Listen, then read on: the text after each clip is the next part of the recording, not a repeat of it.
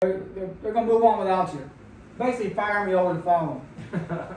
So we Going down the road. Yeah, we have laughed and joked about that forever. That was probably 12 years ago because this band's been together Almost 10 10. as next year, right? Yeah. So that was pretty funny. We laughed and joked. There's no hard feelings. That's just how the business is. Some bands, the chemistry works, and it may not work this time, it might work the next time. So yeah, it was all good, and it was, it was covers, and I was just gonna play covers because I didn't have anything else to do. There's nothing wrong with covers. People play covers and make money every day. I just don't like doing it anymore. Right. And definitely. And so a little bit, maybe a few months later than that, they kept having problems with guitar players. They couldn't keep nobody, and I was getting fed up, because I was driving 2 hours to go down there from where we're at to do anything. And hey, then we hooked up with Mickey Finn. yeah, we did a thing. That was before that, wasn't it? No, it was afterwards because we What? kept. Remember, Illinois was like 2 hours.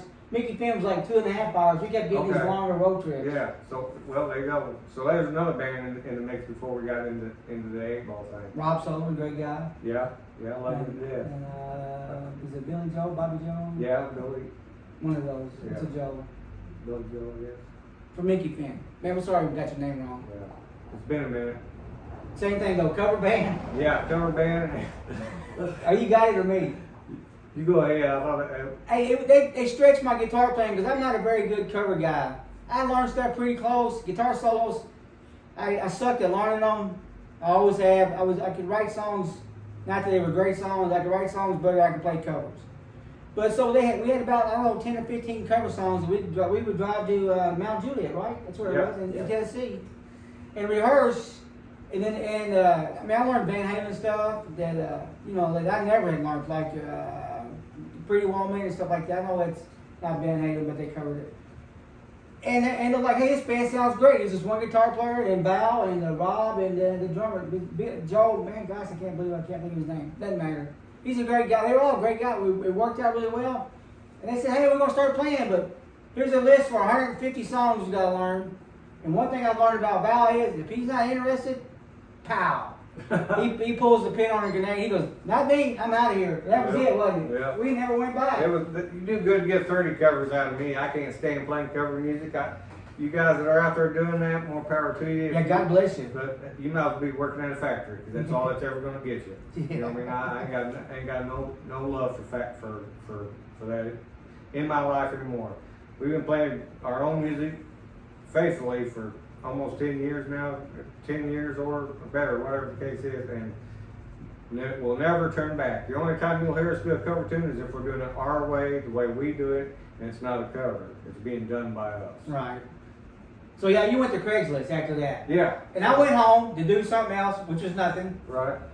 Well, what'd you do? I did nothing. Oh, I thought you did something with Al, didn't you?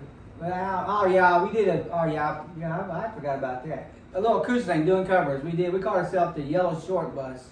And we played, Jimmy Buffett songs and oddball 70s songs and songs like about Ambrosia. Instead of playing the same boring Bob Seger songs everybody played, we played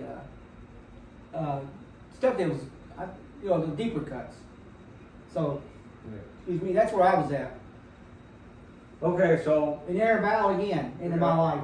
yeah, what I did is I got fed up down there trying to keep things going afloat and everything with guitar players and stuff with that band. So I put an ad on Craigslist, bass player for the Nashville area.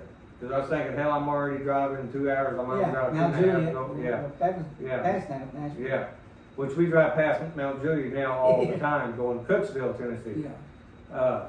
But I put an ad on Craigslist, and within probably 2 days or something, David, our singer, contacted me, and he goes, real quick, I was driving all the way to Chicago for a little bit because I was playing around with those guys in Chicago.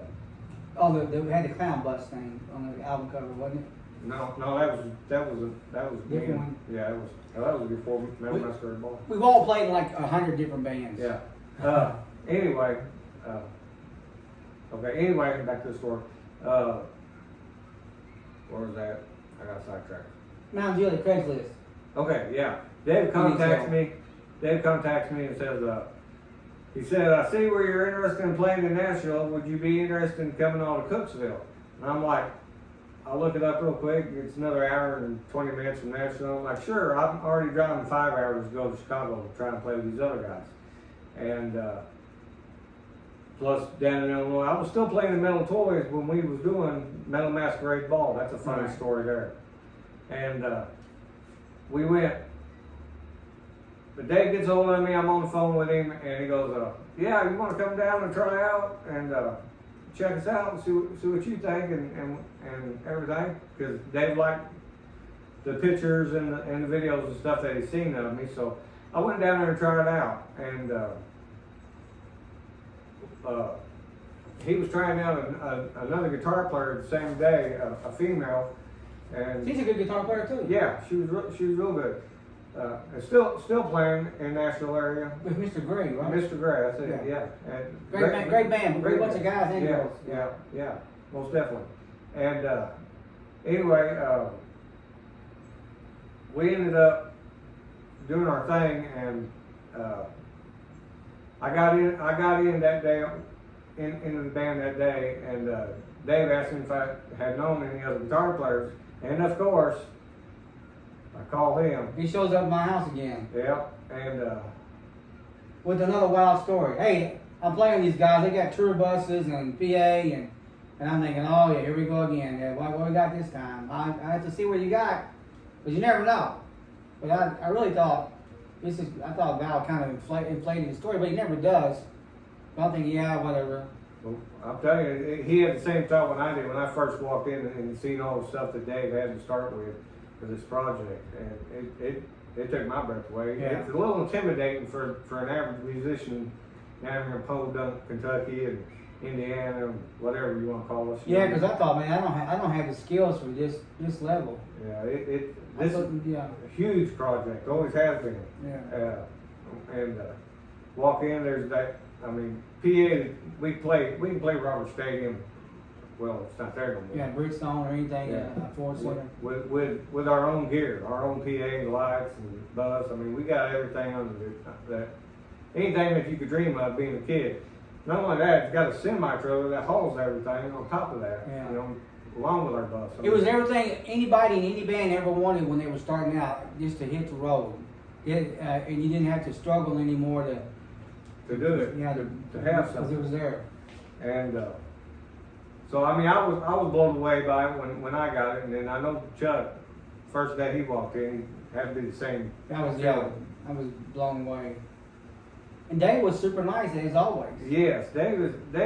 I gotta say, I love the man. Oh yeah, like a brother. Yeah, I mean he's always been there for us no matter what, through thick and thin, and I mean seriously, he is one of us. That's all there is. Yeah. You know what I mean, from day one, and which is one of the reasons what keeps this band glued together so tight is that I don't believe any of us have had an actual fight, argument or anything amongst us in 10 years. No. And that's unheard of for a band. Usually I can't say 6 months, usually 3 weeks into it, somebody's fucking bitching or moaning about something. Right. You know what I mean? And it just hasn't happened because we all enjoy what we're doing and there's no stress involved with what we do. But this band had another guitar player. It did. You go on with that one because that's all on you. Yeah, I did that one, didn't I? And the guy was, excuse me, I think his name was Brian, wasn't it? I think maybe so. It was a really great guitar player. Really, I mean, skills far better than I on these cover songs because y'all were doing covers. Yeah, we was doing covers. And you know, like for every song, like